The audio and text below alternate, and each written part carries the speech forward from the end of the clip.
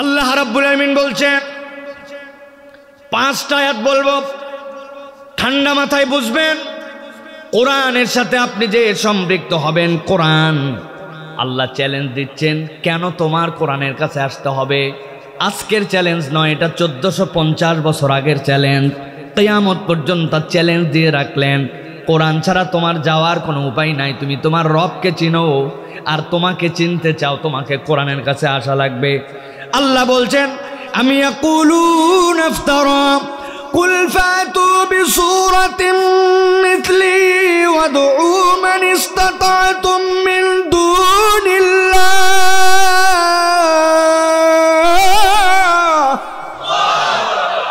আল্লাহ বলছেন, আমি রব্বুল আমিন চ্যালেঞ্জ দিয়ে দিলাম, আনো তো, যদি সাধ্য থাকে তাহলে আল্লাহর সহযোগিতা কামনা ছাড়া তোমার জন্য কোনো ক্যাপাসিটি থাকে, তাহলে কোরআনের মতো তুমি একটা সূরা আনো তো।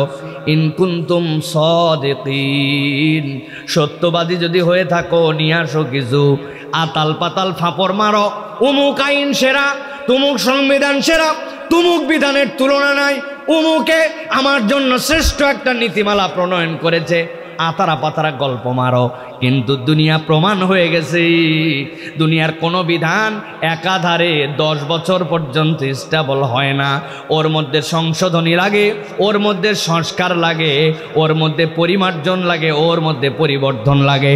একমাত্র যেইটা পরিবর্তন লাগে না, ওইটার নাম হচ্ছে কোরআন, ঠিক না? আজ পর্যন্ত বহু মানুষ আজ পর্যন্ত কোরআনের বিপক্ষে অনেক কথা বলেছে, কিন্তু কোরআনের পরিবর্তন কিচ্ছু করার কারোর সাধ্যও নাই, প্রয়োজনও পড়বে না। বুঝে ধরলে ভালো, না বুঝে ধরলে সেটা আমাদের ব্যর্থতা, ঠিক না? আল্লাহ রাব্বুল আমিন বলছেন, কাফেররা বলে, অজুহাত খুঁজে কোরআন অস্বীকার করার। নবীকে আল্লাহ বলছেন, আপনি যে বলেন, وقال الذين كفروا لولا نزل عليه القرآن جملة واحدة كذلك لنثبت به فؤادك। আল্লাহ বলছেন, তারা অজুহাত আমার সামনে উপস্থাপন করে, আপনার সামনে উপস্থাপন করে, অস্বীকার করার অজুহাত। এইরকম করলে আমি গ্রহণ করতাম, সেরকম হলে আমার মনোভূত হতো। আসলে তাদের টার্গেট হচ্ছে গ্রহণ না করার জন্য অজুহাত তৈরি করা, ঠিক না? দুনিয়ায় একদল লোক সব সময় থাকবে, ও কেবল খুঁত ধরবে আর খুঁত ধরবে। যত ভালোই দেন, ওর দিলে কুলাই না, ঠিক না? ভাত করলে বলে পোলাও হলে ভালো হতো, ঝাল একটু বেশি হলে বলে একটু কম হলে ভালো হতো, সিদ্ধ বেশি হলে বলে একটু শক্ত হলে ভালো হতো, শক্ত হলে বলে একটু নরম হলে ভালো হতো। এই টাইপের লোক আছে কিনা? অনেক আগে গল্প শুনছিলাম, এক গ্রামে নাকি এক বুড়ি ছিলেন। যে কোনো বৌমা, কারো মেয়ে যদি পছন্দ হতো, মহিলা বিচক্ষণ, তারে দেখায় নিত, কিন্তু খুঁতখুঁতানি স্বভাব। দেখানোর পরে বলছে, বলেন মেয়েটা দেখতে কেমন? কয় সব ভালো, নাকটা বোসা। এরপরে ওরা দেখে শুনে নাক টনটনা মহিলা ম্যানেজ করছে, সব দেখে বলছে সব ঠিক, কানটা কেমন জানি ভাঁজ বেশি, এও ঠেলা। এরপরে দেখছে কানও ঠিক, নাকও ঠিক, কেমনে তারে কনভিন্স করা যায়? সব দেখানোর পরে বলছে চুলগুলা কোঁকড়ানো। আরে মুসিবত। এবার ওরা অনেক কষ্ট করে একজন মহিলার সৌন্দর্য মণ্ডিত চয়েস করছে, চোখ ঠিক, কান ঠিক, নাক ঠিক, চুল ঠিক, 100 মহিলারে বলছে, এইবার বলেন সব দেখা। হেও দেখে ঘাবড়ায় গেছে, সত্যি তো চোখ সুন্দর, কান সুন্দর, নাক সুন্দর, চুল সুন্দর, সব সুন্দর। বলে এখন বলেন। বলছে অত ভালো না। বুঝেন নাই না? তার মানে বেশি ভালো হও তার কাছে খুদ। আল্লাহ রাব্বুল আমিন বলছেন, ওই মানুষগুলার ক্যারেক্টারই হচ্ছে যত বুঝান আপনি, ও শেষ বুঝ একটা বুঝ নিয়ে আসছে তালগাছ ওর। এখন যদি তালগাছ ওর হয়, এই বিচারের কার্যক্রমে আপনার আসার দরকার নাই। আর আপনি যদি দিল প্রশস্ত করে কোরআনের কাছে আসেন, কোরআন আপনাকে সঠিক বিচার দিয়ে জান্নাতে নিয়ে যাবে। এইটাই হচ্ছে কোরআনুল কারীমের কাজ, ঠিক না? আমার কথা নয়, আমার আল্লাহ রাব্বুল আমিন বলছেন, ও আমার হাবিব, আপনি দুনিয়ার মানুষের জন্য জানায় রাখেন, এই কোরআন মানুষকে আলোকিত করার জন্য আছে।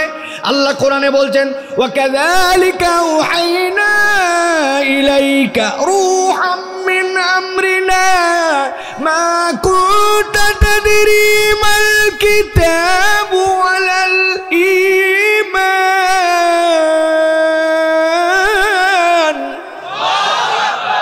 আল্লাহ বলছেন, ও আমার হাবিব, আপনার জন্য এমন একটা কিতাব দেওয়া হলো, এমন একটা মাধ্যম দিয়ে আপনার কাছে দেওয়া হলো যেইটার মধ্যে কোনো সন্দেহ নাই।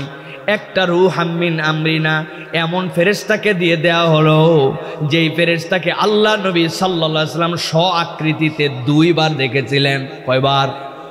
জিবরাইল আমিন আল্লাহ নবীর কাছে আসলেন, আসার পরে ঘোষণা দিলেন, ইন্নী রূহুল আমিন, আল্লাহ রাব্বুল আমিন আপনার কাছে আমাকে প্রেরণ করেছেন, আপনি এখন আমি যা বলি তাই পড়েন, ইকরা।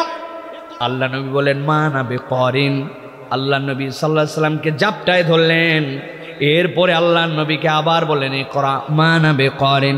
আবার তৃতীয়বার ধরার পরে বললেন, ইকরা বিসমি রাব্বিকাল্লাযী খলাক। আল্লাহ নবীর সাথে সাথে সূরা আলাকের 5টা আয়াত তার প্রতি নাজিল হয়ে গেল। জিবরাইল আমিন যখন চলে যান, নবীজি গারে হেরার মধ্যে, গারে হেরার থেকে সামনের দিকে তাকায়াম হারাম কাবা, কাবার পরে বাম পাশের দিকে তাকালে আরাফাতের ময়দান। আল্লাহ নবী জিবরাইল আমিনের সবটুকু দেখেন নাই, কিন্তু যতটুকু দেখেছেন তাতে জিবরাইল আমিন যখন ডানা মেলেছেন, পিছনে সূর্য আড়াল হয়ে গেছে। জিবরাইল আমিন যদি তার সবগুলা পাখাকে খুলতে চান এই দুনিয়ার নিচের জমিনে, তার জন্য এইটা বড় অসাধ্য ব্যাপার। এই জন্য আল্লাহ রাব্বুল আলামিন নবীকে নিয়ে যখন তাকে মেরাজের সফরে নিয়ে গেছেন, জিবরাইল আমিনের স্ব আকৃতিতে দেখাইছেন। এর থেকে আল্লাহর বৃহত্তর আজব সৃষ্টি আর আল্লাহর দুনিয়ায় নাই। আল্লাহু আকবার। আল্লাহ বলছেন, ওই ফেরেশতা দিয়ে আপনার কাছে কিতাব প্রেরণ করলাম। ঠান্ডা মাথায় গভীর মনোযোগে খেয়াল করেন, আল্লাহ বলতেছেন, মা কুনতা তাদরি মাল কিতাবু ওয়ালাল ঈমান। ও আমার হাবিব, আপনি কখনো শিরিক করেন নাই, আপনি কখনো আল্লাহ ছাড়া কাউকে ডাকেন নাই, দ্বীনে হানিফের উপরে ছিলেন। তবে আমি আপনাকে জানাচ্ছি, মা কুনতা তাদরি মাল কিতাবু ওয়ালাল ঈমান, আপনি প্রকৃতার্থে কিতাব কি, ঈমান কি, এইটার ব্যাপারে আপনার সম্মুখ ধারণা ছিল না, আমি আল্লাহ আপনাকে দিছি। আল্লাহু আকবার। আল্লাহ নবী গারে হেরার মধ্যে কত বছর ছিলেন বলতে পারবেন কেউ? আল্লাহ নবী যে চিন্তার মধ্যে ছিলেন কত বছর?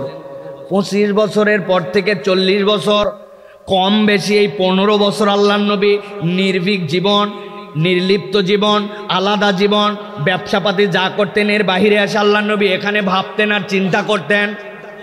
কি কি বিষয় নিয়ে নবী ভাবতেন? 5টা বিষয় মৌলিক নবী করিম সাল্লাল্লাহু আলাইহি ওয়াসাল্লাম চিন্তা করতেন। 1 নম্বরে, যেই খানায় কাবা, দ্বীনে হানিফের ঘর, এইটারে তারা বানাইছে মূর্তি পূজার রুম। 2 নম্বরে, এখানকার যারা শিশু নারী তাদেরকে তারা নির্বিচারে হত্যা করে ফেলে। ওয়াইদাল মাউউদাতু সুইলাত বিআইয়ি যামবিন কুতিলাত। 3 নম্বর, এখানে নারীদেরকে তারা কোনো ইজ্জত দেয় না। 4 নম্বরে, এতিম কেবল হইতে দেরি, চিন্তা করে সম্পদ আমার, এতিমের মাল খেয়ে ফেলে।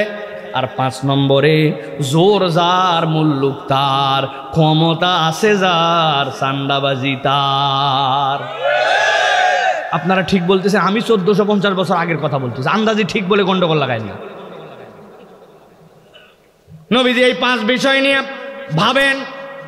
আল্লাহ রাব্বুল আলামিন 15 বছর পরে নবীজির কাছে ওহী দিলেন, আর আল্লাহ বলছেন, মা কুনতা তাদরি মাল কিতাবু ওয়ালাল ঈমান ওয়ালাকিন জাআলনাহু নূরান নাহদি বিহি মান নাশাউ মিন ইবাদিনা ওয়া ইন্নাকা লাতাহদি ইলা সিরাতিন মুস্তাকিম।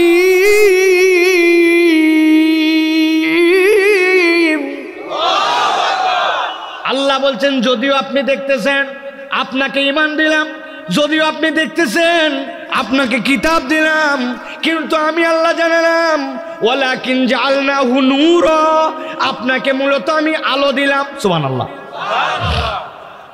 আলো দিলেন মানে কি? আল্লাহ আপনার আমার জন্য কোরআন দিলেন। এখন জিজ্ঞাসা করি আপনাদের কাছে, বাড়িতে তো প্রত্যেকেরই আমাদের কোরআন শরীফ আছে না ভাই? আপনাদের এলাকায় মাঝে মাঝে লোডশেডিং হয় তো ভাই, কারেন্ট তো যায়, কোরআন শরীফ তাহলে আলো আমাদের জন্য, ঠিক কিনা? কথা বলেন ঠিক কিনা? এখন থেকে যেই না লোডশেডিং হবে, আস্তে করে কোরআন মজিদটা খুলে ফ্রিজের উপরে এরকম করে রেখে দিবেন, ঘরের দিকে মুখ করে, পুরা ঘর ফকফকা আলো, তাই তো না? তো একটু আগে বললেন যে কোরআন আলো, আবার এখন বলতেছেন আলো নাই, মিলল না তো। আবার আল্লাহ বললেন এটা তোমার জন্য আলো দিলাম। এই আলোর মানে কি? তাহলে আপনাকে বুঝতে হবে এই আলোটা সাধারণ কোনো আলো নয়, এই আলোটা ভিন্ন একটা আলো, যেই আলো আপনি হয়তো চোখে দেখতেছেন না, কিন্তু আপনার অন্তর সেই আলো দেখে। ওইটা কল্পনা করে নে তো ভাই, ঢাকা তো যাবি, কোন রাস্তা দিয়ে যাবি? কচুয়া দিয়া না, এদিক দিয়া। আপনার চোখ বন্ধ, কিন্তু আপনি ঢাকার রাস্তা দেখতে পাচ্ছেন কিনা? ওইটার নাম বাসারাত। আপনার দিলের মধ্যে একটা আলো আছে, আপনার অন্তরের মধ্যে আলো আছে, আপনি বোঝেন না, কিন্তু আপনি বলেন এই মন দিয়ে শুন বললাম। ও বাবা, কবে থেকে আবার মন দিয়ে শোনা যায়? হুজুর আমি কান দিয়ে শুনি, কথা ঠিক কিনা? আপনি যে বললেন মন দিয়ে শোন, ব্যাপার কি? আল্লাহ বলতেছেন ওয়ালাকিন জাআলনাহু নূরা, তুমি বান্দা দেখতে পাও না, কিন্তু এটা তোমার জন্য এমন একটা গাইড বুক। আল্লাহ বলতেছেন আমার যেই বান্দারা এটা একবার ফোকাস করে, আমি রব্বুল আমিন তার জন্য জান্নাতের রাস্তা বের করে দে। জীবনে যারা যারা অপারেশন দেখছেন, কোন একটা কানের ডাক্তার, চোখের ডাক্তারের কাছে গেছেন, হিসাব মিলায় দেখেন ডাক্তারের কাছে একটা টর্চ থাকে না ভাই? কিন্তু ওই টর্চটা ডাক্তারের হাতে থাকে না, ওই টর্চ থাকে ডাক্তারের কপালের মধ্যে। কি ভাই, হাতে ধরা টর্চ হলে বিপদ আছে। কেমন বিপদ? আগেকার দিনে বাড়িতে এরকম মেন সুইচ ছিল না, আগে ছিল কাট আউট। দেখছেন ভাই কাট আউট? মুরব্বীরা বলেন, যুবকরা কাট আউট দেখছে রে কান্দাজিয়ারা। চীনামাটির এত বড় বড় কাট আউট ছিল কিনা বাবা? সব বাড়িতে আলো আছে, ওনার বাড়িতে আলো নাই। বলছে দেখ তো কাট আউট মনে হয় পড়ে গেছে না ভাই। যাই খুলে দেখে হ্যাঁ ভিতর থেকে তার নাই জ্বলে গেছে। ডয়ের থেকে একটু তার বার করে দাঁত দিয়ে টান দিয়ে প্যাঁচ দিয়ে এ মাথা ও মাথা লাগায়া কাট আউট লাগাই দিলে আবার বাড়িতে আলো। কাট আউট যে জায়গায় লাগাইছে, ছেলেরে ডাক দিছে আব্বাই দিকায় টর্চটা ধর, কাট আউটটা লাগাবো ঘরের কোনার মধ্যে, চেয়ার দিয়ে উঠছি, এদিক সেদিক নড়াস না। কাট আউট লাগাতে যায় যদি আঙ্গুল ভিতরে যায় তো বাপ জ্বলে যাবে। কিন্তু ব্যাটারে দিছে টর্চ, টর্চ ধরে আছে ছেলে। আল্লাহর কি কাম, যখন সব জায়গায় আলো আর গোড়ার দিকে আলো নাই, ঘরের যত মশা টার্গেট করে ওই আলোর গোড়ার দিকে আইছে। এক মশা পু করে এসে হাতের মধ্যে দিয়েছে এক কামড়। বেটা চিন্তা করছে ব্যাক কল, বাম হাত ফাঁকা আছে আর তুমি আমার ডান হাতে কামড় দিছ। দাস করে যেই দিছে বাড়ি, টর্চ গেছে নইরে, বাপ গেছে কাট আউট। এই বেয়াদব, উল্টা পাল্টা মানে ঠিক করে ধর করছে। আব্বা মশা, বলছে রাখ তোর মশা, এখনই তো নখ গেছিল ভিতরে, ঠিক কিনা? তাহলে এই টর্চ যদি আপনি ধরান, ওই টর্চ দিয়ে আপনার বিপদ হতে পারে। কিন্তু ডাক্তারের টর্চটা যখন কপালের মধ্যে, ওই টর্চের আলোটা জায়গা মতো ফোকাস দেয়, কাউরে ধরা লাগে না। আল্লাহ বলছেন এই কোরআন হচ্ছে এমন, ওয়ালাকিন জাআলনাহু নূরা নাহদি বিহি মান নাশাউ মিন ইবাদিনা ওয়া ইন্নাকা লাতাহদি ইলা সিরাতিন মুস্তাকিম।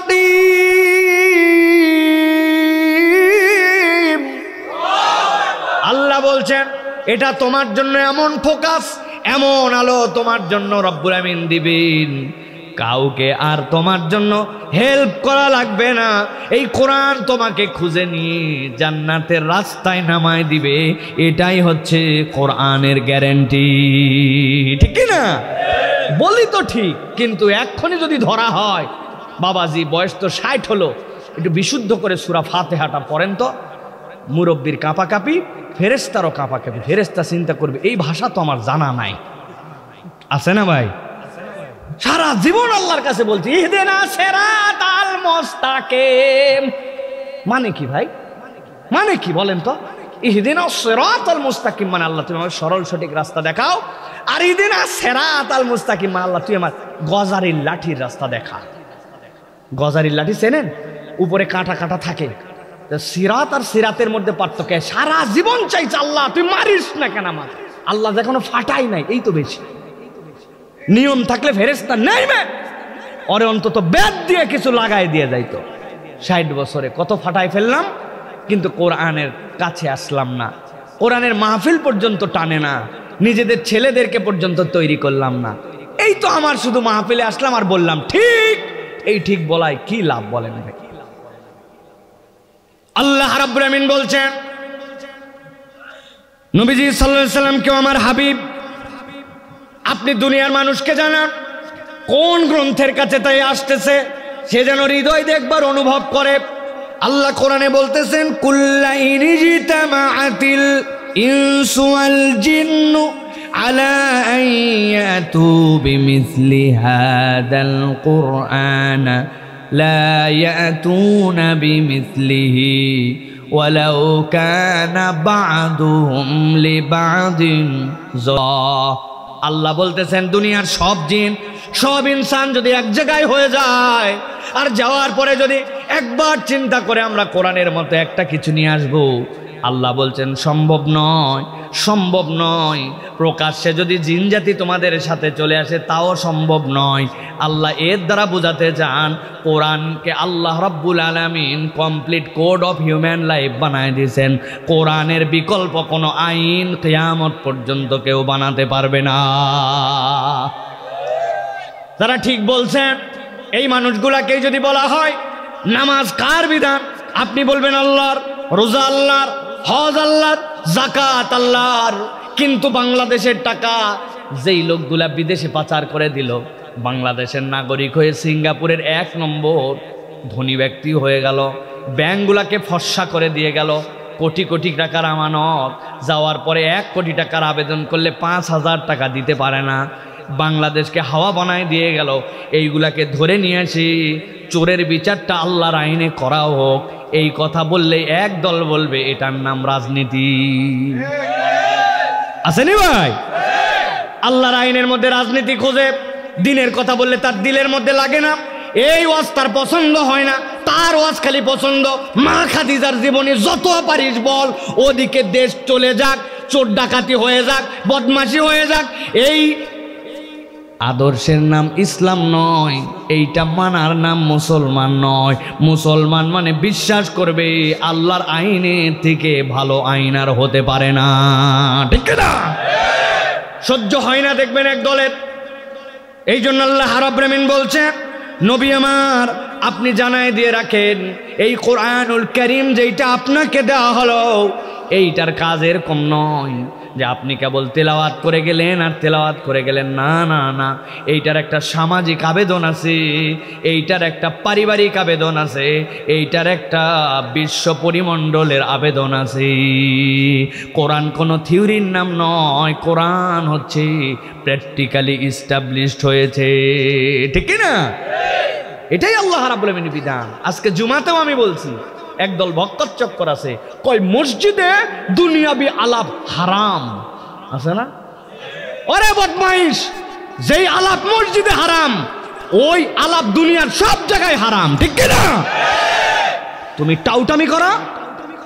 এক লোক আমার কাছে আসছে, হুজুর আমার আব্বা মারা গেছে, 2 ভাই 2 বোন, আম্মা বেঁচে আছে, দাদি বেঁচে আছে, দাদা বেঁচে আছে, আমার এক ভাইয়ের বিয়ে হয়েছে, তার একটা বাচ্চাও হয়েছে, এখন আব্বার জমিটা এত ভাগ করবো কেমন? জমি তো দুনিয়ার, ধানের খেত, ভিটা মাটি, ও মসজিদের মধ্যে আমার কাছে ওয়ারিসনামা মিরাসনামা বন্টন নিতে আসছে। এটা হারাম তো, যেহেতু দুনিয়ার আলাপ। হারাম না? হারাম না? আল্লাহর বিধান তুমি এই জায়গায় আরাম লাগে আর তুমি এইটার নাম দিছো দুনিয়াবি আলাপ। আরে দুনিয়াবি আলাপ যে হারাম কথা তুমি 3 বন্ধু মিলে বলো, ওটা বাহিরেও হারাম ভিতরেও হারাম, ঠিক না? একজন মাসলা জানতে আসছে, হুজুর রাত্রেবেলা শুয়েছিলাম, আমার তো এই জিনিস হয়ে গেছে, বয়স 18, এখন আমি গোসল করব হুজুর, গোসল করার নিয়ম কি? আপনি বলবেন নাউজুবিল্লাহ, এটা একটা দুনিয়াবি বিষয়, তো রাত্রেবেলা গান আপাক হয়েছে, এই বিধান মসজিদে থাপড়ান, বাট সুবহানাল্লাহ সুবহানাল্লাহ সুবহানাল্লাহ, মসজিদ সুবহানাল্লাহ এটা নাই, এটা দুনিয়াবি আলাপ তো না। এরা হচ্ছে মসজিদ থেকে মূলত মানুষকে ইসলামের বিধান থেকে দূরে সরার জন্য কৌশল বানাইছে, বানায়া খালি নামাজ রোজার আলাপ হবে। ওইখানে যে সুদের বিরুদ্ধে কথা হয়, ঘুষের বিরুদ্ধে কথা হয়, দুর্নীতির বিরুদ্ধে কথা হয়, চোর বাটপারের বিরুদ্ধে কথা হয়, রাস্তার খোয়া খায় তার বিরুদ্ধে কথা হয়, দেশকে অতল গহ্বরে ভাসায় দেয় তাদের বিপক্ষে কথা হয়, নাপাকের বিপক্ষে কথা বলা হয়, LGBTQ এর বিপক্ষে কথা বলা হয়, সমকামিতার বিপক্ষে কথা বলা হয়। ওরা চায় না মসজিদ থেকে এটা হোক, ঠিক কিনা? ওরা চিহ্নিত বদমাইশ।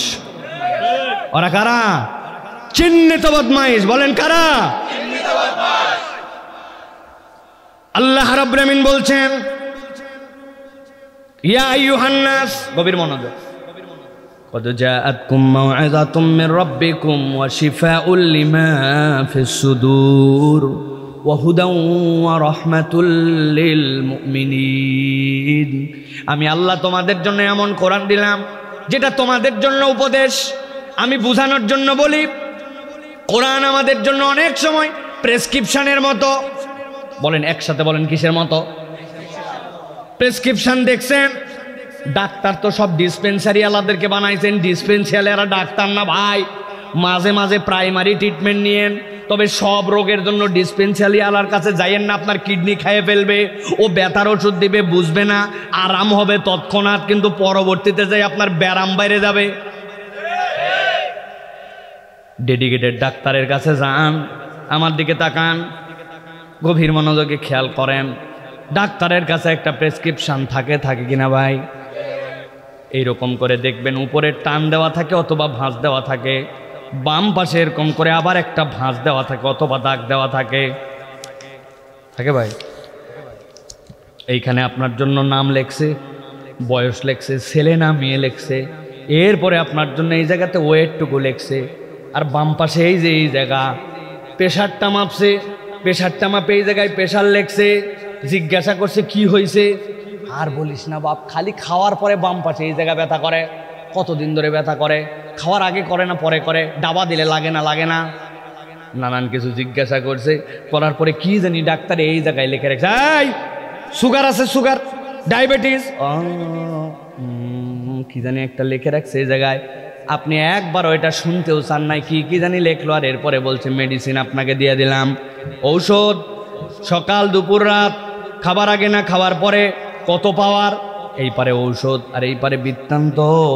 আল্লাহ বলতেছেন, বান্দা আমি তোমার জন্য এই কোরআনকে মাউইজা বানালাম। এই যে বাম পাশে ডেডিকেটেড ডাক্তার আপনার কি রোগ আইডেন্টিফাই করেছে সেটা এই জায়গায় লিখে রেখেছে।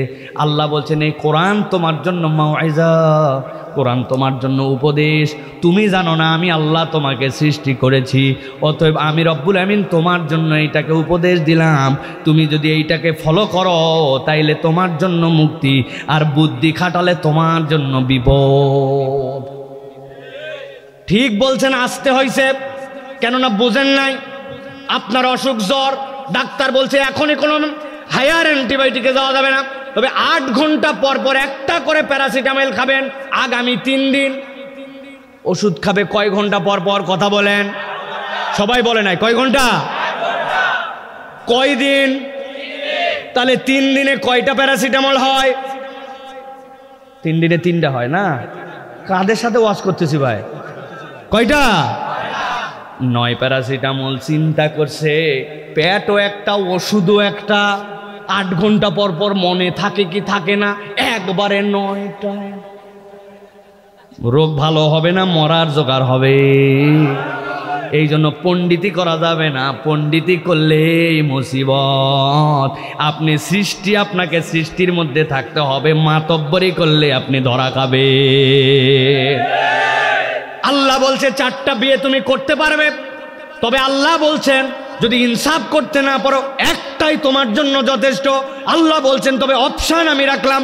এখন আপনি যদি পণ্ডিতি করে বলেন সমাজের মানুষ চায় না, 4টা বিয়ের বিধান এই দেশে চলবে না, আপনি আল্লাহর বিধানের উপরে পণ্ডিতি মারছেন, আপনার ঈমান থেকে আপনি বেরিয়ে যেতে পারেন, ঠিক কিনা?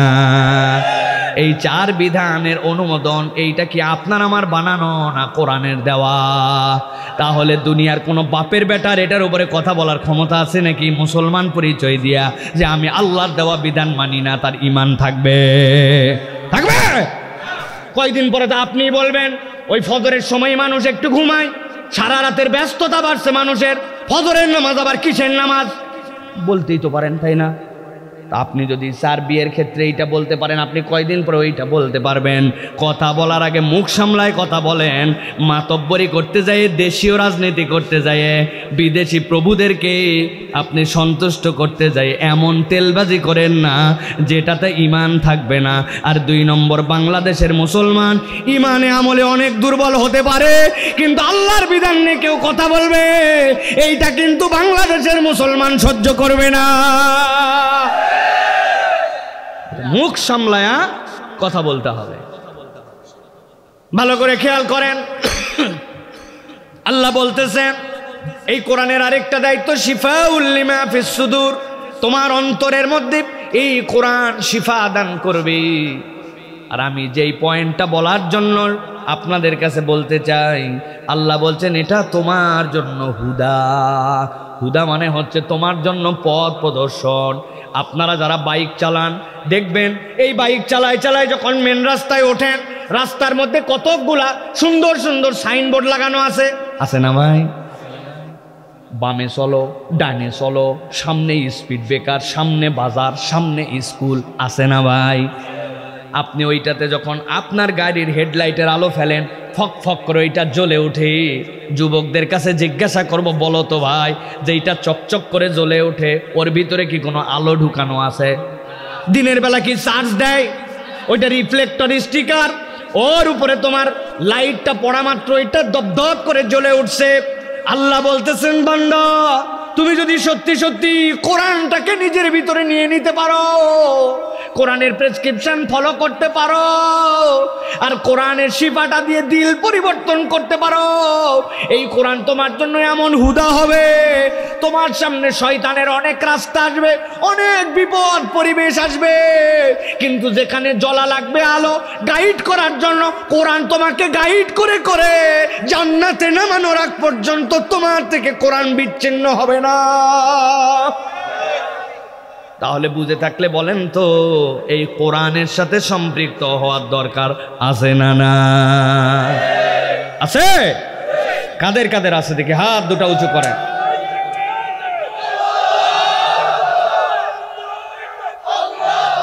হাত সোজা করছেন? থামেন, হাত দুটা সোজা করেন, হাত সোজা করেন, সোজা সোজা। ও চাচা, এই যে চাচা, 2 হাত তোলেন, শক্ত করেন, হাঁটুর ভরে দিয়ে না, এরকম করে তোলেন, 2 হাত সোজা করেন। হয় না, সোজা হয় না, আমার মতো করেন, একেবারে কান বরাবর হাত সোজা করেন, শক্ত করেন, শক্ত। আপনার হাত সোজা করা ভুলে গেছেন একবারে। এই যে এই মুরব্বী পারছে, মুরব্বীর বয়স 85 বছর প্রায়, আপনি পারবেন না কেন? এই চাচার হাতটা সোজা করে দেন তো, ধরেন ধরেন, টান দেন, হয় নাই, সোজা করেন, হাত কান বরাবর তোলেন। কি হয়েছে আপনার? হাত সোজা করেন, গলাটা পরিষ্কার দেন, হয় নাই, সোজা করেন, সোজা সোজা, এরকম টান করেন, টান টান, এরকম করছেন। এবার হাতটা নড়াচড়া দেন, নড়াচড়া দেন, শরীর নড়ান, সোজা করেন, আবার সোজা সোজা। হ্যাঁ, এবার গলা পরিষ্কার করেন ভালো করে। হাত সোজা হয়েছে, পিছন দিকে টানা দেন, পিছনে, এই যে আমার মতো। মাশাআল্লাহ, সোজা হয়েছে। আরাম করে বসেন, এবার হাত শক্ত করেন, নামাবেন না হাত। কি রে ভাই, সোজা করেন হাত। হ্যাঁ, এবার বুক বরাবর নেন, এই বরাবর, এই যে নিছেন সবাই। এবার আমরা একটা আকাশ বাতাস মুখরিত করে একটা তাকবীর দিতে চাই, পারবেন ইনশাআল্লাহ? এইরকম তাকবীর বাপ দাদার জন্মে দেই নাই, এরকম একটা তাকবীর যারা দিতে পারবেন তারা বলেন আল্লাহুম্মা আমিন। ফাঁকি মারা যাবে না কিন্তু, পারবেন ইনশাআল্লাহ? আজকে গলা থাকলেই কি আর গেলেই কি? রেডি আছেন সবাই? যারা এই কোরআনের মাহফিলে আসতে পারে নাই, রাস্তায় ঢুড্ডামি করে, আড্ডামি করে, আর মনে করতেছে এইগুলা কথা আমার জানাই আছে, বাড়িতে চলে যায়। আমিও তাদেরকে বলে দিতে চাই, কোরআনের জন্য যদি বাহিরে আসেন ভালো কথা, আপনি কোরআনের জন্য আসবেন, আর যদি শুনতে না আসেন বাড়িতে চলে যাবেন। কোরআনের জন্য আসা আপনার জন্য ফরজ, ওয়াজিব নয়, কিন্তু বলছেন মাহফিলের উদ্দেশ্যে আসছি, আর বিড়ি খান, ঘুরেন, আড্ডাবাজি করেন, আল্লাহর কাছে আপনার জন্য বিচার দিব আমরা, ঠিক কিনা? বছরে একদিন ছেলে পেলে আয়োজন করে, মাথার ঘাম পায়ে ফেলছে, দাওয়াত দেওয়ার জন্য পাগল হয়ে গেছে, পোস্টারিং করছে, মাইকিং করছে, আয়োজন করছে, টাকা কালেকশন করছে, আর আপনি শুনতে আসবেন না? কেমন মুসলমান আপনি, ঠিক কিনা? কি ব্যস্ততা আপনার, কি ব্যস্ততা! এখানে যারা আছে তাদের মোবাইল নাই, এখানে যারা আছে তাদের ইন্টারনেট নাই, এখানে যারা আছে তাদের আরামের বিছনা নাই, এখানে যারা আছে তাদের বাড়িতে ওয়াইফাই নাই। তো আপনার কি ব্যস্ততা বাড়ছে? বছরে একদিন সময় দিতে পারেন না, সব জেনে ফেলাইছেন না, সব জেনে ফেলছেন। ওটা সহজ না।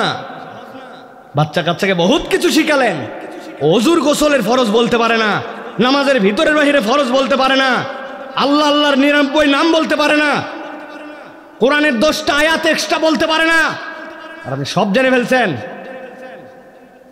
বহুত শিক্ষিত মানুষ এখানে বসে আছে, চেহারা দেখলে বোঝা যায় আলেম ওলামা বসে আছে, আর আপনার এত জানা হয়ে গেছে যে আপনার এখানে 10 মিনিট সহ্য হয় না। আমরা আল্লাহর কাছে তাদের নামে বিচার দেব যে আল্লাহ, আয়োজন আমরা করছিলাম, তারা আসে নাই। রেডি সবাই? হাত শক্ত করছেন? লোক বাড়ানোর জন্যই কথা বলতেছি না। আব্দুল্লাহ সাইফুল্লাহ লোক দেখে ওয়াজ করে না। ওই যে আমার ছেলেপেলেরা যারা সাথে আছে ওরা রাত দিন বলে, কম কথা বলেন, এত বলা লাগবে কেন, এ দূর কেন, লোকজন বুঝে কথা বলেন। আমি লোকজন বুঝে কথা বলি না, আমি আল্লাহর সাথে হিসাব নিকাশ করে কথা বলি। একজন থাকলেও যা বলার নিয়ত করছে তাই বলে আসব, একজন থাকলেও। আমি মনে করছি এটাই আমার জীবনের শেষ দিন, আমি প্রত্যেক মাহফিলে হিসাব করে আসি। হাত শক্ত করেন, করছেন এই জায়গায়? আকাশ বাতাস মুখরিত করে তাদেরকে জানাই দিতে চাই, আল্লাহর কতকগুলা পাগল পাড়া গোলাম প্যান্ডেলে এখনো আছে ভাই। রাজি পারবেন ইনশাআল্লাহ? তাকবীর দিতে পারবেন ইনশাআল্লাহ? আমি যখন লিল্লাহি তাকবীর বলবো আসমানের দিকে হাত তুলে দিয়ে আল্লাহু আকবার বলবেন। রেডি আছেন সবাই? রেডি? দিব তাকবীর? এই তাকবীর যারা মিস করবে সারা জীবন মিস করবে তারা। রেডি সবাই? দেখে এটা তাকবীর দেন, লিল্লাহি তাকবীর, লিল্লাহি তাকবীর, আল কোরআনের আলো, আল হাদিসের আলো, তোমার নেতা আমার নেতা, তোমার নেতা আমার নেতা, আলেম ওলামা যেখানে, আল্লাহর আইন যেখানে, আল্লাহর আইন যেখানে, গান বাজনা যেখানে, নাটক সিনেমা যেখানে, আলেম ওলামা যেখানে, লিল্লাহি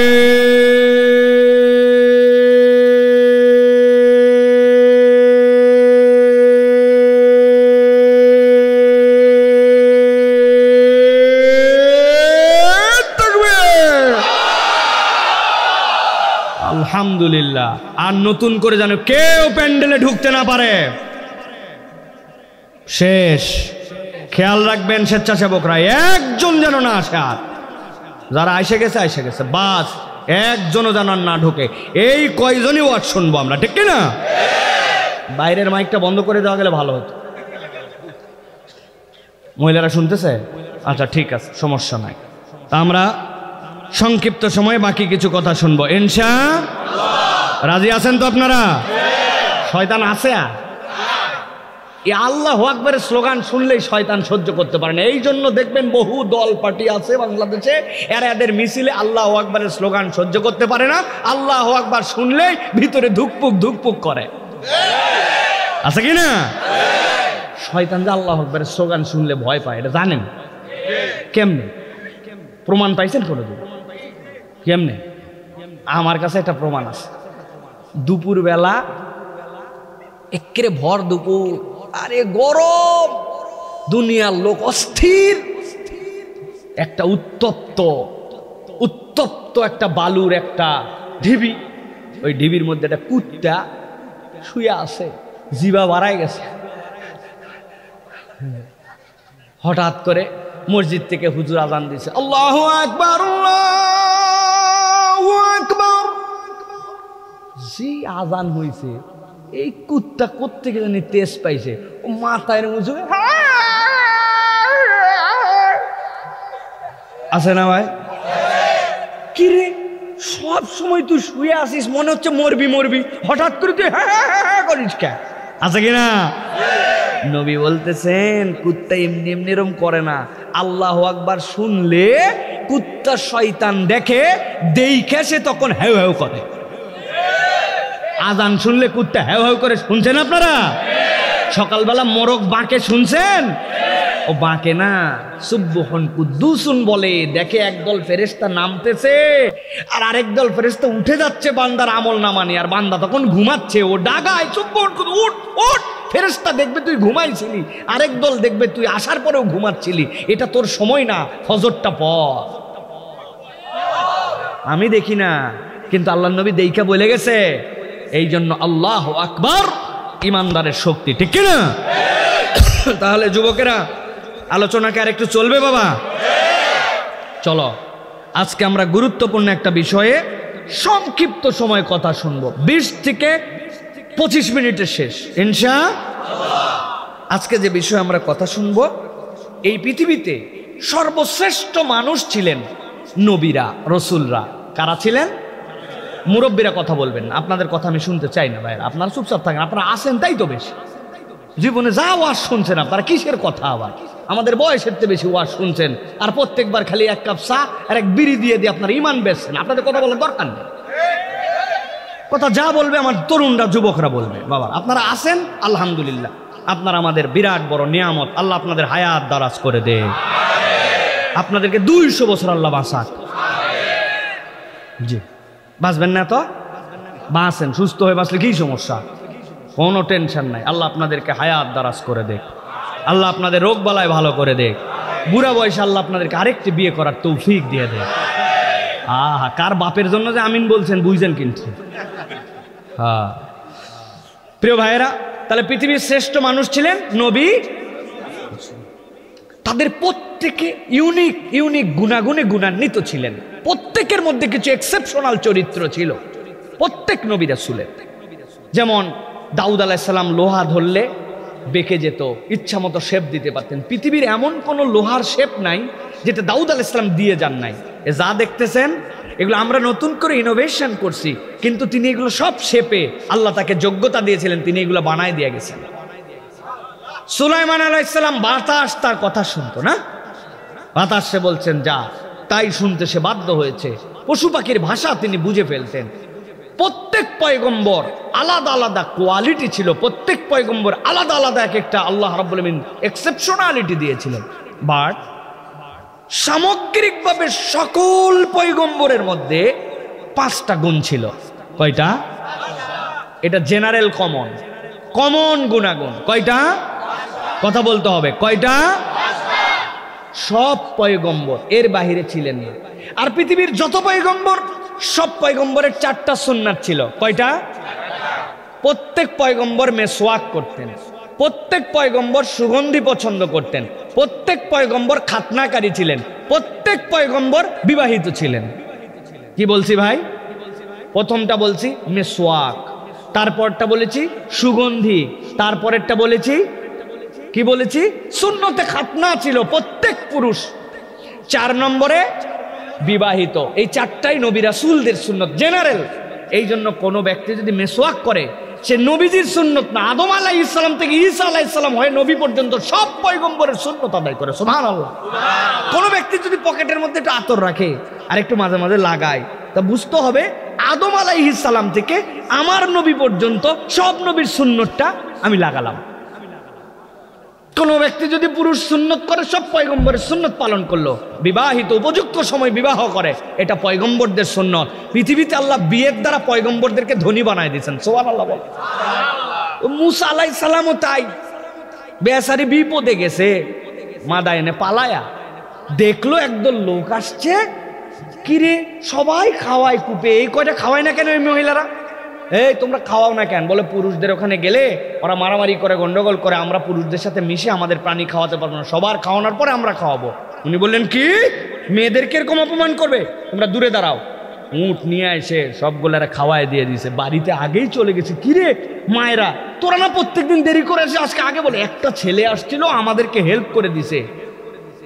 আল্লাহ বলছেন নবীরে ডাক দেন ওরে। ডাক দেওয়ার পরে চুক্তি দিয়েছেন, বিয়ে তো দিবই দিব, 8 বছর আমার এখানে থাকবে, 2 বছর বেশি থাকলে আরো খুশি।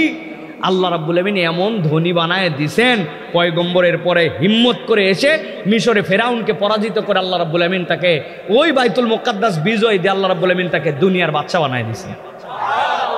তো বিয়ে মানুষকে গরিব বানায় না, বিয়ে মানুষকে বড়লোক বানায়। হিম্মত করে করা লাগে, হিম্মত করে আগানো লাগে। চাকরি করব, বাকরি করব, প্রতিষ্ঠিত হব, বিসিএস হব, হ্যান হব, ত্যান হব, মাজা বেকা হয়ে যাব, তারপরে বিয়ে করব, মজাই শেষ।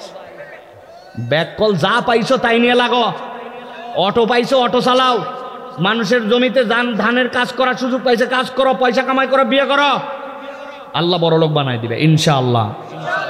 প্রিয় ভাইয়েরা, আমার বলার উদ্দেশ্য এইগুলা না, এটা প্রাসঙ্গিক বলে ফেললাম।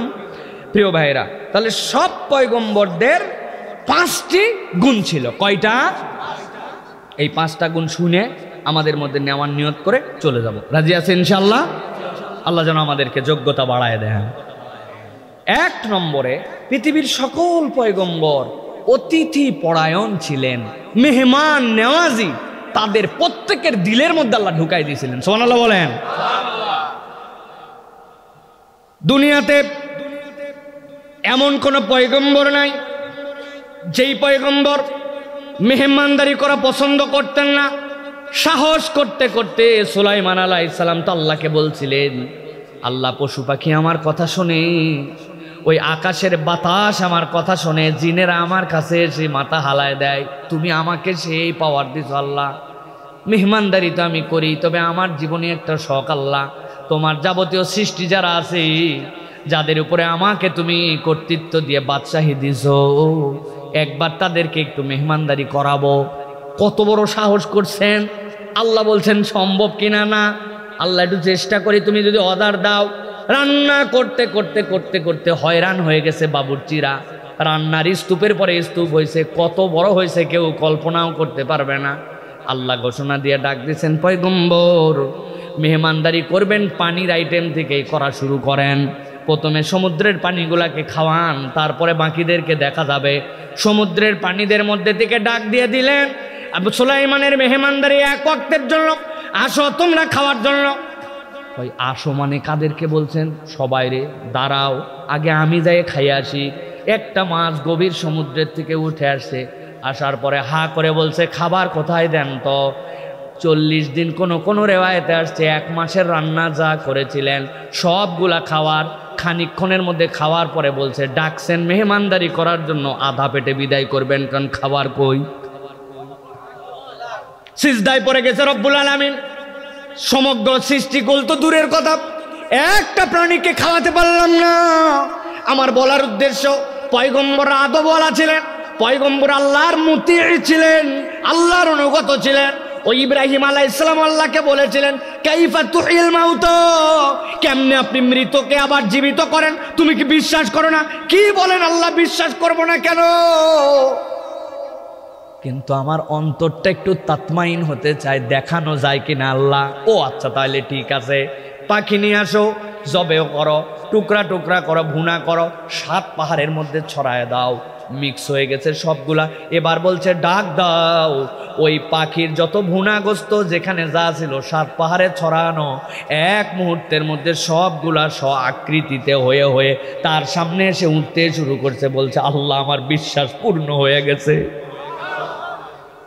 আল্লাহ রাব্বুল আলামিন বলতেছেন, পয়গম্বররা এইরকম ভাবে অতিথি পরায়ণ ছিল। অতএব কোনো ব্যক্তি যদি তার জীবনে সফলতা পেতে চায়, জীবনে যদি পয়গম্বরের গুণে গুণান্বিত হতে চায়, তার বাড়িটা হবে মেহমান নেওয়াজির বাড়ি। মেহমান আসলে বিরক্ত হয় যে আল্লাহর সাথে বেয়াদবি করে সে। আল্লাহ রাব্বুল আলামিন নবীজি সাল্লাল্লাহু আলাইহি সাল্লামকে দিয়ে এমন একটা উপমা উপস্থাপন করেছেন, দীর্ঘ আলাপ করব না, কেবল ছোট্ট 2টা আয়াত বলি আপনাদের কাছে। আল্লাহর নবী এশার নামাজের পরে বসে আছেন, হঠাৎ করে কয়েকটা মেহমান আসলেন। নবীজি স্ত্রীদের কাছে খবর নিলেন খাবারের অবস্থা কি। বলে ইয়া রাসূলুল্লাহ, আমাদের বাড়িতে আজকে রাত্রের খাবার নাই। নবীজি বললেন আমার মেহমানকে কে মেহমানদারি করবে বলো তো। এক সাহাবী লাফ দিয়ে বলেছেন বাড়িতে কি আছে না আছে জানে না, খাওয়াবো। দৌড়ায় গেছে বউ কি আছে, বলে আপনার আমার খাবার নাই, আমাদের ছোট্ট দুইটা নাবালক সন্তান আছে, তাদের জন্য কিছু খাবার আছে। আমি যে নবীর মেহমানকে দাওয়াত দিয়ে আসছি, টেনশন করেন না, বাচ্চাকে খাওয়াবো না, আপনি আমি খাবো না, ওই মেহমানকে খাওয়াই দিব। বাচ্চারে কেমনে খাওয়াবে না? বলে আপনি মেহমান নিয়ে আসে বসবেন, আমি রান্না তুলে দিব। বাচ্চারা কান্নাকাটি করতেছে, ক্ষুধার জ্বালায় পিঠের মধ্যে থাবা দিবেন, আব্বা আব্বা রান্না হচ্ছে, বাবারে রান্না হচ্ছে। ওরা খিদার কষ্টে কানতে কানতে রাত গভীর হয়ে গেছে, ঘুমায় যাবে। আপনার ওই খাবারটা, আপনার ওই দুই সন্তানের খাবারটা মেহমানকে দিয়ে দিব।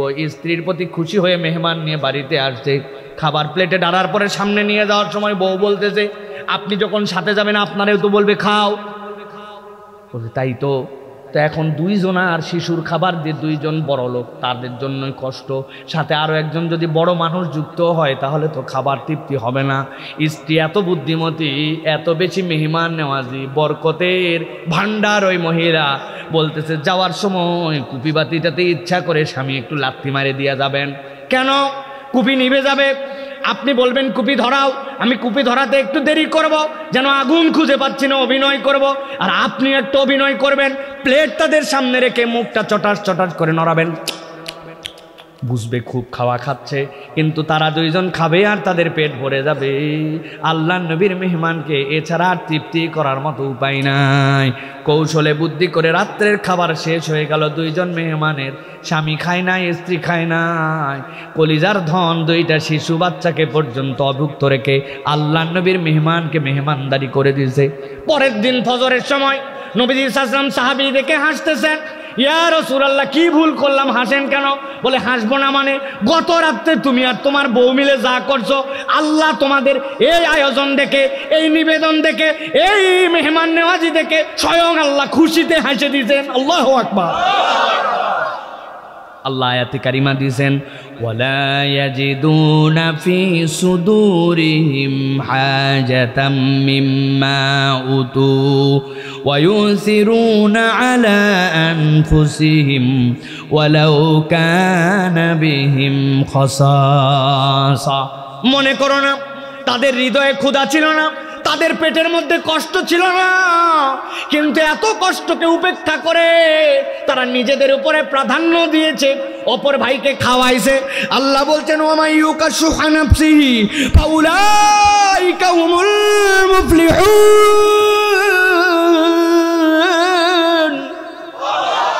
আল্লাহ বলছেন নিজের উপরে যে অন্যকে প্রায়োরিটি দেয়, অন্যের জন্য মেহমানদারি করে, আল্লাহ বলছেন তাদেরকে আমি সফল কামদের তালিকাভুক্ত করে নেই। সুবহানাল্লাহ।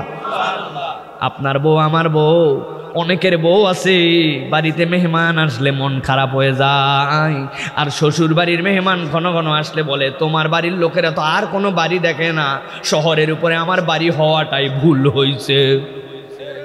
আসেনি ভাই? না না না, সব বোনের কম না, সব মায়ের কম না, তবে যদি এরকম আপনি করেন আপনার বাড়ির বরকত কমে যাবে। নবীজি বলছেন মান কানা ইউমিন বিল্লাহ ওয়াল ইয়াউমিল আখির ফালিয়ুকরিম দাইফা। কেউ যদি আল্লাহর প্রতি বিশ্বাস করে, পরকালে ভরসা রাখে, সে যেন তার মেহমানকে সম্মান করে।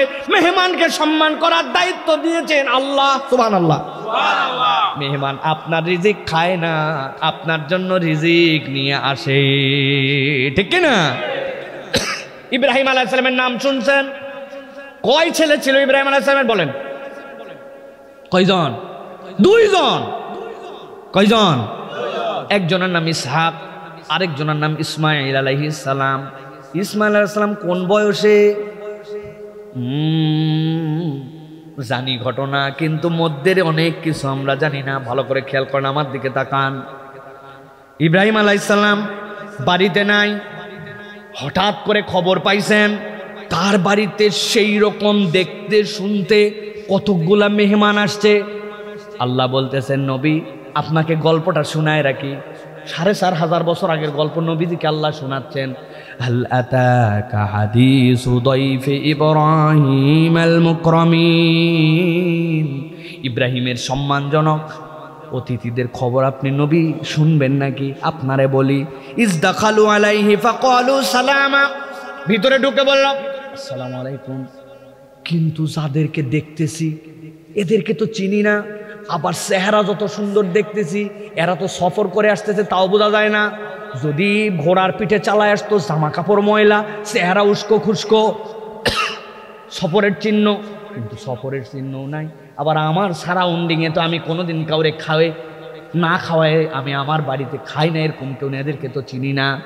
তিনি বললেন কলু সালামুন কওমুন মুনকারুন, অপরিচিত যারা তাদের প্রতি সালাম। এই কথা বলে ইব্রাহিম আলাইহিস সালাম চেনেন না, আপনজন নয়, কে না কে। আল্লাহ বলছেন ফাজাগা ইলা আহলিহি, ভাই একটু বসেন, আপনারা বসেন, আমি আসতেছি। এটাই হচ্ছে আরবিতে ফাজাগা ইলা আহলিহি। পরিবারের কাছে ইব্রাহিম আলাইহিস সালাম চলে গেলেন। একটু কলিজা ঠান্ডা করে দেখেন তো আয়াতটা বোঝেন কিনা। আল্লাহ বলছেন ফাজাআ বিইজলিন সামিন, পয়গম্বর চেনে না, অপরিচিত মানুষ, তার জন্য এমন একটা গরুর বাচ্চা ভুনা করে আনলো যেটা এখনো বাচ্চা ধারণ করে নাই, আবার সবে মাত্র দুধ ছেড়ে দিছে। এরকম মধ্য সাইজের একটা আস্ত গরুকে ভুনা করে মেহমানের সামনে হাজির করে দিছে ইব্রাহিম। আপনাদের এখানে জীবনের প্রথম ওয়াজ করতে আসলাম, একটা আস্ত মুরগি দিতে পারলেন না, ঠিক কিনা? ছাগল তো অনেক দূরের কথা, আর ইব্রাহিম আলাইহিস সালাম নিয়ে চলে আসলেন একটা আস্ত গরুর বাছুর।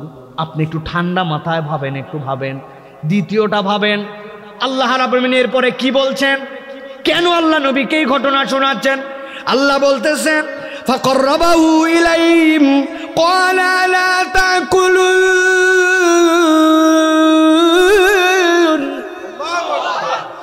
খাবার দেওয়া আছে, বলতেছে আপনারা কি খাবেন না? আস্ত একটা গরু নিয়ে আসলাম আপনাদের জন্য। সাথে সাথে বলতেছে তারা, ও আল্লাহর পয়গম্বর কেমনে খাই বলেন, আমরা তো মানুষ না, আমরা ফেরেশতা। ফেরেশতা কি জন্য আসছো? বলে আল্লাহ আপনাকে একটা শুভ সংবাদ দিয়ে পাঠাইছেন। কি শুভ সংবাদ? আল্লাহ আপনাকে একটা গোলাম দিবেন, আপনাকে একটা সন্তান দিবেন। আমার বয়স হয়ে গেছে, আমার বইয়ের কবে মিন্স বন্ধ হয়ে গেছে, কেমনে হবে? কথা বাড়াবেন না। আল্লাহ বলছেন ওইভাবেই হবে। সুবহানাল্লাহ বলবেন না? 80 বছরের নবীকে আল্লাহ সন্তান দেন, মিন্স বন্ধ হওয়ার পরেও গর্ভবতী বানান। তার আগে আল্লাহ কোন দুঃখে এই মেহমানদারির গল্প শোনান, একটু মাথা খাটায় ভাবেন। অবিশ্বাস্য জীবনে কিছু যদি পেতে চান, যেইটা আপনার কামনা সেইটা তালাশ যদি করতে চান, আর সেইটার সাথে প্রাপ্তির মিল ঘটাতে চান, তাহলে আপনাকে মেহমান নেওয়াজ হতে হবে। মেহমান যে খাওয়ায় আল্লাহ তার জীবনে অবিশ্বাস্য বরকত দিয়ে দেয়। আল্লাহ এমনি এমনি গল্প শোনান নাই। তাহলে 1 নম্বরে আমরা মেহমান নেওয়াজি হব। সাধ্যের মধ্যে মানুষকে খাওয়ানো, মেহমানদারি করা, মানুষকে দাওয়াত দেওয়া, আপ্যায়ন করা, কমে না বাড়ে, ঠিক কিনা? পারবো তো ইনশাল্লাহ। চলেন এবার 2 নম্বরটায়। পৃথিবীর যত পয়গম্বর ছিলেন সব পয়গম্বরের গুণাগুণ ছিল তারা মানুষকে ক্ষমা করে দিতেন। কোনো ভুল মানুষেরটা ধরে রেখে এর পিছনে লেগে থাকা, এটা নবীদের চরিত্র ছিল না। আমরা আল্লাহর কাছে দুনিয়ার ক্ষমা চাই, কিন্তু আমরা নিজেরা মানুষকে ক্ষমা করে দেই না, ঠিক কি না? এই জন্য মানুষকে ক্ষমা করতে হবে। আল্লাহ রাব্বুল আমিন দীর্ঘ ঘটনা কোরআনে এনেছেন। আমাদের আবু বকর সিদ্দিক রাদিয়াল্লাহু তাআলা আনহু, হযরতে মিস্তা নামে একজন সাহাবী ছিলেন, তার পরিবার চালাতেন। এত গরিব, বাজার আবু বকর রাদিয়াল্লাহু তাআলা না করে দিলে উনার সংসার চলতো না। যখন হযরত আয়েশা সিদ্দিকা রাদিয়াল্লাহু তাআলা আনহা উটের পিঠে করে যুদ্ধের থেকে ফেরার সময়, যখন তিনি এত হালকা মানুষ ছিলেন, তার গলার চেন হারায় গেল, খোঁজার জন্য পিছে পড়ে গেলেন, তখন অনেক মুনাফিকরা বলতে শুরু করলো আল্লাহর নবীর চরিত্র খারাপ, নাউজুবিল্লাহ। ওই দলের মধ্যে এই লোকটাও ঢুকে গেল, যেই লোকরে আবু বকর সিদ্দিক রাদিয়াল্লাহু তাআলা বাজার না করে দিলে তার সংসার চলে না। চিন্তা করেন তো, বাহিরের লোক বলে বলুক, যেই লোক আমার খায়, আমার পরে আমার জাগির থাকে, সে যদি আমার মেয়ের বিপক্ষে কথা বলে, বাহিরে দুনিয়া একদিক, তুই তো আমার পক্ষে থাকবি, ঠিক কিনা? আবু বকর সিদ্দিক রাদিয়াল্লাহু তাআলা রাগ করে বললেন, মিস্টার সবার কথা মেনে নিতে রাজি, তোর খাওয়া পড়া সংসার চালানো সব আল্লাহ আমার দ্বারা করায়, আর তুই আয়েশার বিপক্ষে কথা বলিস, আজকের থেকে তোর সাথে কোনো সম্পর্ক নাই, আর কোনো খাবার দাবার তোর সাথে নাই, তোর ক্ষমার অযোগ্য অপরাধ করছিস। আল্লাহ সাথে সাথে সূরা নূরের 22 নম্বর আয়াত অবতীর্ণ করলেন আবু বকর সিদ্দিক রাদিয়াল্লাহু তাআলার জন্য, ওয়ালা ইয়াতালি উলুল ফাযলি মিনকুম ওয়াস-সাআহ আন ইউতু উলিল কুরবা ওয়াল মাসাকিন ওয়াল মুহাজিরিনা ফি সাবিলিল্লাহ। আল্লাহ বললেন এটা শোভা পায় না কোনো মুহাজিরের জন্য, কোনো আল্লাহর বান্দার জন্য, যে সে কাউকে কোনো কিছু দিছে তার জন্য আবার খোঁটা দিবে তাকে, তার জন্য স্ট্রিক হয়ে যাবে, বরং শোভা পায় ওয়ালিয়াফু ওয়ালিয়াসফাহু, তার দোষত্রুটিগুলো উপেক্ষা করবে, তাকে ক্ষমা করে দিবে। আলা তুহিব্বুনা ইয়াগফিরাল্লাহু লাকুম ওয়াল্লাহু গফুরুর রহিম। আল্লাহ বলছেন তোমরা কি এইটা পছন্দ করো না যে আল্লাহ তোমাকে ক্ষমা করে দিবেন? আল্লাহ তো গফুরুর রহিম। নিজের মেয়ের বিপক্ষে, নবীর স্ত্রীর বিপক্ষে একজন এরকম অপবাদ দেওয়ার পরে যখন স্ট্রিক হয়ে গেছেন আবু বকর, আল্লাহ তারে বলছেন ওয়ালিয়াফু ওয়ালিয়াসফাহু, তুমি উপেক্ষা করো, ক্ষমা করে দাও। আর আপনি আমি সাধারণ কোনো বিষয় নিয়ে মন ধরাধরি হলে ক্ষমা করতে পারি না, সুযোগ পালেই পুরাতন ইতিহাস তুলে তুলে খোঁচা মারি, আছে না ভাই? আর বলো না 2005 সালের কথা ভুলে গেছো? ঈদের সময় যে শাড়িটা দিছিলে, এক ধোয়ার পরে ওইটা পাঁপড়ের মতো হয়ে গেছিল, তোমার মতো স্বামী সে নাই আছে না? কতগুলা কপাল পোড়া বউ আছে না, বউয়ের প্রতি কি স্বামীর প্রতি কৃতজ্ঞ হয় না, হাজার করার পরে কলিজা দিয়ে দিল মন ভরে না, আছে না ভাই? আবার এরকম স্বামীও আছে সারা দিন তার জন্য করে, রান্না করলো, বাড়ি দেখলো, বাচ্চা মানুষ করলো, কাপড় চোপড় ধরলো, ঘর গুছালো, একদিন তরকারিতে ঝাল লবণ উল্টা পাল্টা হয়েছে, গালায় আর বাপ বংশ সহ ভূত ছাড়া করে দেয়, কোনোভাবে সন্তুষ্ট স্বামীকে করতে পারলো না। চাচারা একটু এবার জোরে বলেন আছে কিনা? কারা তারা? আমরা আমরা আমরা আমরা তারা বউরে গালি দেয়, যার সাথে রাত্রে থাকে, যার ঔরস থেকে তার সন্তান হয়েছে, তারে বলে ময়াকার দয়ে গয়ে দীর্ঘই কোথাকার। বানান করে দিব? দেই দেই দেই বানান করে দেই। আপনার এলাকার লোক যদি বানান না জানে তাহলে বানানটা বলা দরকার। কি নির্লজ্জ আমরা, আমরা আমাদের স্ত্রীকে এরকম গালি দেয়। অতএব মানুষকে ক্ষমা করার স্বভাব নিতে হবে, পারবো ইনশাল্লাহ? এটা গেল আমাদের জন্য 2 নম্বর গুণাগুণ। 3 নম্বরে মানব জীবনের শ্রেষ্ঠ গুণ হচ্ছে সততা। সকল পয়গম্বর সততার উপরে ছিলেন। আমাদেরও সমাজে সততা আছে, তবে সেটা কোন মিউজিয়ামে আছে এটা খোঁজ লাগাতে হবে, ঠিক কিনা? কারো মধ্যে সততা বলতে আর কিচ্ছু বাকি নাই। আমরা প্রত্যেকেই জীবনে যে যখন সুযোগ পাই তখন অসৎ হয়ে যাই। ডানে বামে তাকায় দেখছি সিপা একটা পাওয়া গেছে, কার ওয়াল, কার জায়গা, কার কোনা আমার হিসাব নাই, আমি ডান বাম দেখে চিৎ করে পানের পিক ফেলে দিলাম। আছে না ভাই?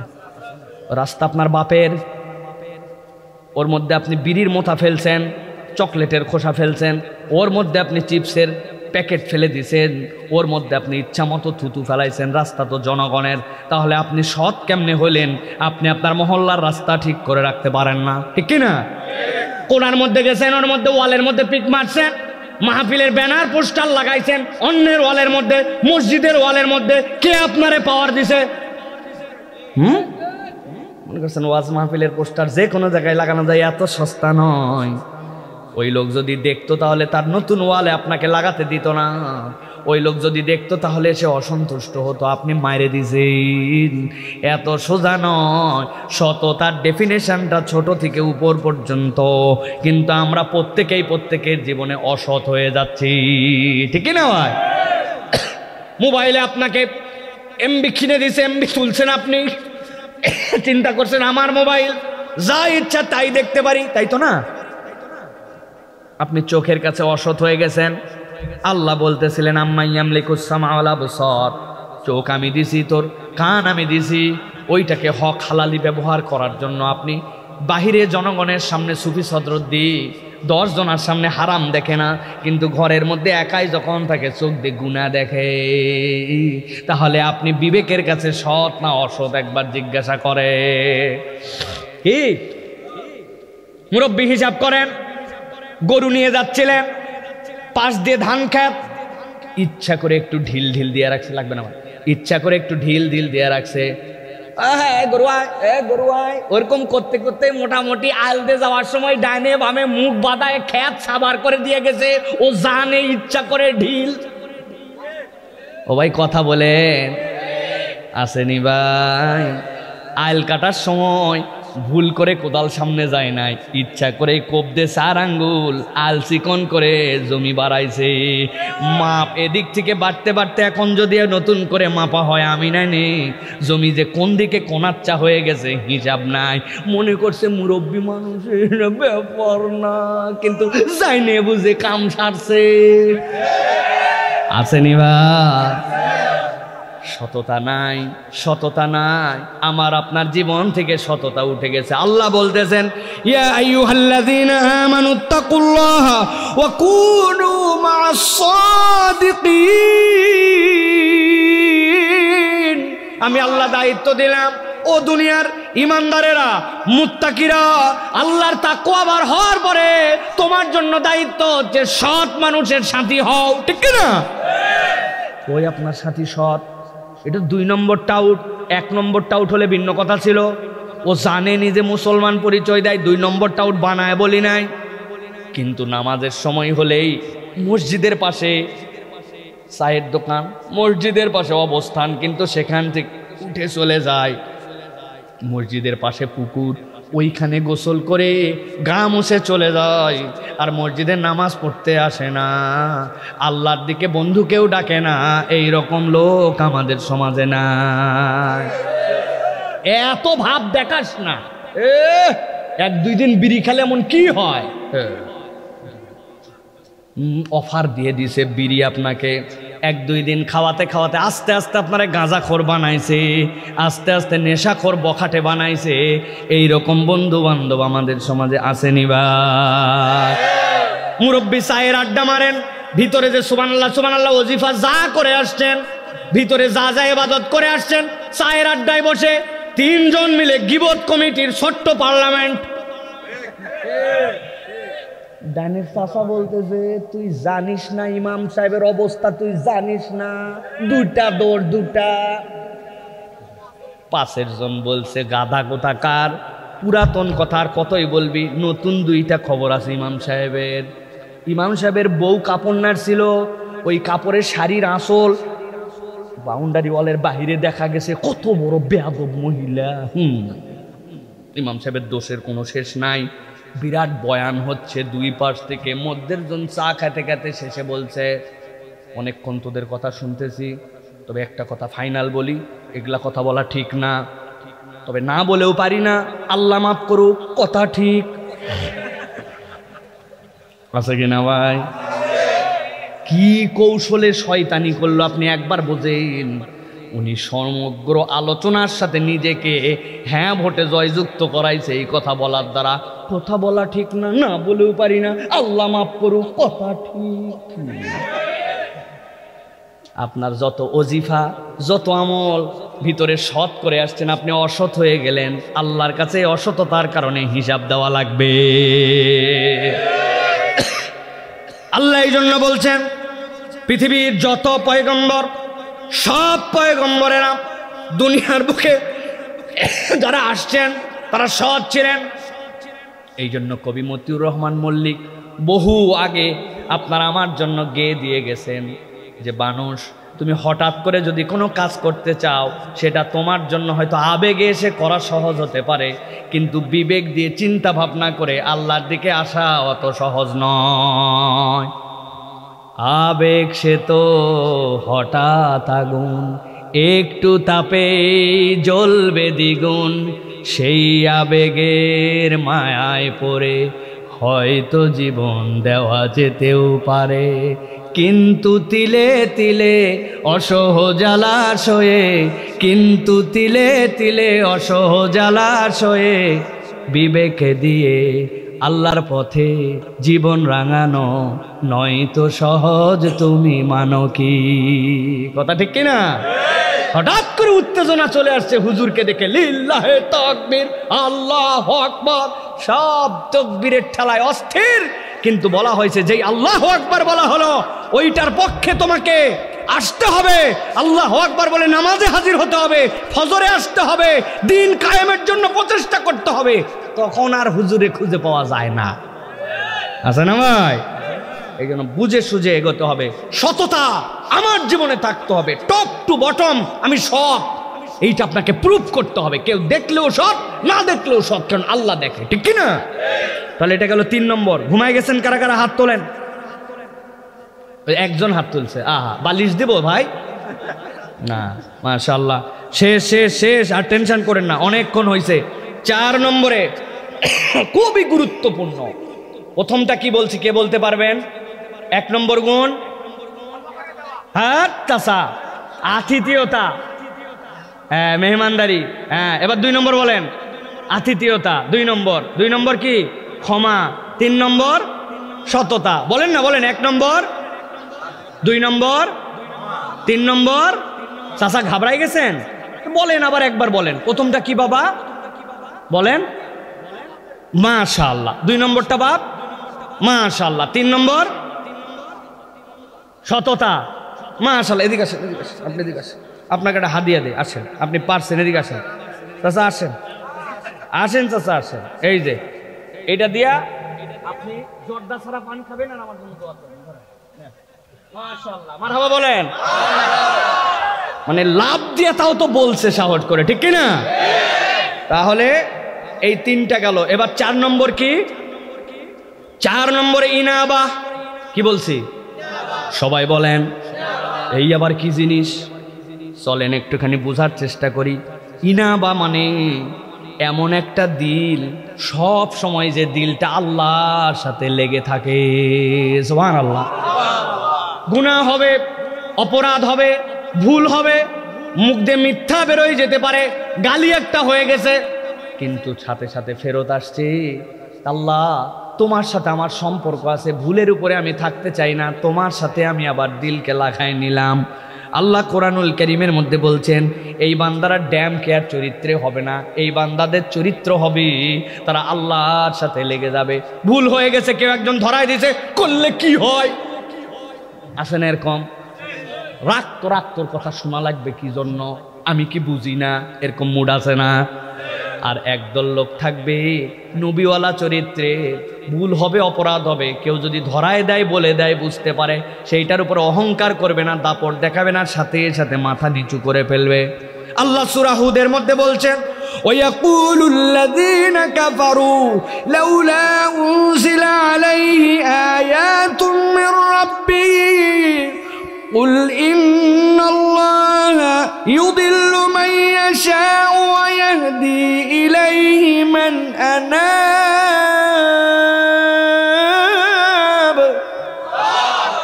আল্লাহ বলছেন নবী জানায় দেন, যারা দুনিয়ার বুকে আল্লাহর আয়াত অস্বীকার করতে চায় তাদের অজুহাতের কোনো শেষ নাই। লাউলা উনজিলা আলাইহি আয়াতুম মির রাব্বিহি, আল্লাহ বলছেন কুল ইন্নাল্লাহা ইউদিল্লু মান ইয়াশা, আল্লাহ যাকে চান পথভ্রষ্ট করে দেন, যাকে চান হেদায়েত দেন। তবে যে আল্লাহর সাথে আনাব, আল্লাহর সাথে সম্পর্ক রাখে, আল্লাহ তাকে কখনো ফেলে দেন না। দিলের সাথে আল্লাহর সম্পর্ক জুড়ায় রাখতে হবে, কখনো ফেরসাস হয়ে যাওয়া যাবে না, কখনো কবিরা গুনার মধ্যে নিমজ্জিত হয়ে যাওয়া যাবে না। অপরাধ হয়েছে, আবার আল্লাহর কাছে ফেরত আসছি, দিলের মধ্যে একটা ভয় আছে, আল্লাহ করে ফেললাম রে, এই কাজটা করা ঠিক হয় নাই, বিবেক তারে নাড়া দেয়, তাড়া দেয়, বুঝবেন আল্লাহ তারে হেদায়ের দিকে আনতে চায়। আল্লাহ বলতেছেন এই জন্য নবী জানায় রাখেন, ভালো মানুষ একটা দোয়া করে, রব্বানা আলাইকা তাওয়াক্কালনা ওয়া ইলাইকা আনাবনা ওয়া ইলাইকাল মাসির। আল্লাহ আমি তোমার উপরেই ভরসা করি, আর যাওয়ার তো জায়গা নাই, আমি তোমার কাছে আবার ফেরত আসছি, আর তোমার কাছে আমি সাহায্য চাই। এই জন্য আল্লাহর সাথে যেন দিল জুড়ে থাকে, এই জন্য ভালো মানুষের সাথে দিল রাখতে হবে, কোরআনের সাথে সম্পর্ক রাখতে হবে, ওয়াজ মাহফিল হালাকা ইমাম মুয়াজ্জিন ভালো মানুষ যারা তাদের সাথে আপনার সম্পর্ক বাড়াতে হবে, ঠিক না? তাহলে ইনাবা, আমার গুনাহ থাকবে কিন্তু আল্লাহর থেকে দূরে থাকবো না, আবার ফেরত আসতে হবে। রাজি আছেন ইনশাআল্লাহ? এতদিন ফজর নামাজ হয় নাই, না হোক, আজকের থেকে তওবা করলাম, অ্যালার্ম দিলাম, ইমামকে জানায় রাখলাম, আমাকে কল দিবেন, আমাকে উঠাবেন, ফজর ক্যাম্পেইনের গ্রুপ বানালাম, আমি যেভাবেই হোক ফজরের নামাজে আসতে চাই। আমি যদি না উঠি, তোরা যদি আমার বন্ধু হোস, দরজা পিটাইয়া লাল করে ফেলবি। আমি কিন্তু ভাই তোদের দরজা ডাকার সময় লাঠি নিয়ে বাড়াতে পারি, ভয় পাবি না। আমি যদি লাঠি নেই তো তোরা পানি দিয়ে আমাকে গোসল করাই দিবি, যা যা আগেই ভিডিও করে রাখবেন, তুই এগুলো বলছিস নিয়ে ফজরের সময় ওরে তুলতে যাবেন, 10 জন মিলে জান্নাতে একটা কাফেলা বানাবেন, এই কাফেলা 11, 12, 100, 200 করে হয়ে যাবে। এরকম করে সমাজ পরিবর্তন হবে। খালি বলে হুজুর উঠতে পারি না, দোয়া করবেন, উঠবে কেমনে? তোমার পরিবেশ নিজে তোমারে বানানো লাগবে, ঠিক না? 5 নম্বর সর্বশেষ পয়েন্ট, প্রত্যেক নবী রাসূলের সাথে এটা জড়িত ছিল। প্রত্যেক নবী রাসূল আল্লাহর শাকের বান্দা ছিলেন, যার জীবনে শুকরিয়া আছে তার জীবনে সব নিয়ামত আছে। সুবহানাল্লাহ। আমাদের জীবনে কৃতজ্ঞতা নাই। আল্লাহ কোরআনে বলছেন, ফাজকুরুনি আযকুরকুম ওয়াশকুরু লি লাযীদান্নাকুম ওয়ালা ইন কাফারতুম ইন্না আযাবী লাশাদীদ। আল্লাহর অকৃতজ্ঞ হলে বাঁচার কোনো উপায় থাকবে না। এই জন্য খুঁজে খুঁজে আল্লাহর নিয়ামতের হক আদায় করা লাগবে, ঠিক না? মাঝে মাঝে আমরা একটা বেয়াদবি করি, মনে হয় যেন আল্লাহর আমাদের অফিসের কর্মচারী, আমি তার কাছে দরখাস্ত দিলাম দোয়ার, আল্লাহ কবুল করার জন্য বোধহয় বাধ্য, এরকম একটা মুড থাকে আমাদের। তুমি দিবে না কেন আল্লাহ, এরকম একটা মুড থাকে আমাদের মধ্যে।